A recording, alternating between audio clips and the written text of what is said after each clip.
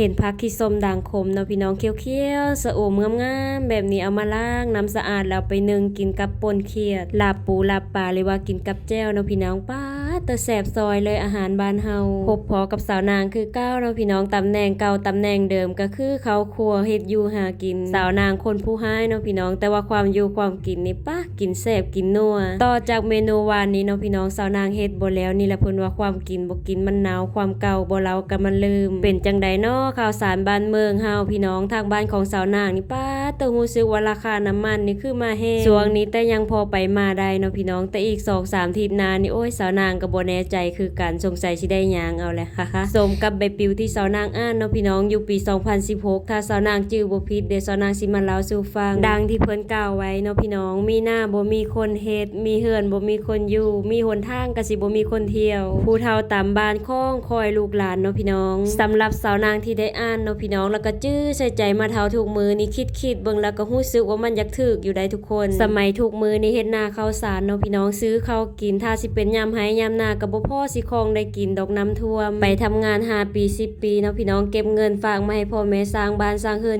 งามๆไว้ท่าแต่บางคนก็บ่ได้มาอยู่ซะอันนี้แหละเนาะพี่น้องเพิ่นว่ามีเรือนก็บ่มีคนอยู่คือสมัยทุกมือนี่พี่น้องเอ้ยสงครามโลกครั้งที่3บ่เคยเห็นก็ได้เห็นตีเซิกตีเซอเนาะพี่น้องความมั่งใหญ่ไผสูงอันนี้แหละเพิ่นว่ามหาอำนาจบางตาคนใดสีนกเป็นนกสีกาเป็นกาเนาะพี่น้องคนเฮาสิได้เป็นคอยเงินว้าวหลายใหญ่ห้างเนาะพี่น้องมาเด้อมากินข้าวแรงน้ำสาวนางแนวอยู่แนวกินตามวิถีบ้านเฮาพี่น้องเอ้ยหาเช้ากินค่ำความอยู่ความกินแต่ละคาบเนาะพี่น้องอิงตามหาได้หลายคนหลายหาแล้วก็เอามาตื้มกันยามมื้อแลงอ้อลามตำแจ้วเนาะพี่น้องแกงเมิดผัดเมินยากินกับครอบครัวพร้อมหน้าพร้อมตากันมาเด้อทุกคน